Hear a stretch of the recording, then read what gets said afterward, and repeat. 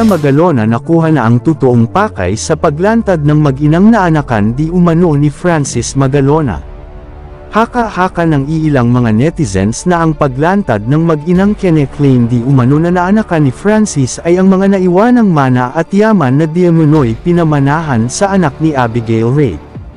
Matagal na di umanong nanahimik ang mag-ina upang maprotektahan ang image ng namaalam na rapper, subalit hindi daw talaga nila palalagpasin ang mana na di umano'y iniwanan ni Francis Magalona para sa kanila. Kukunin lang daw nila ang kanilang karapatan na ipinagkait ng tadhana.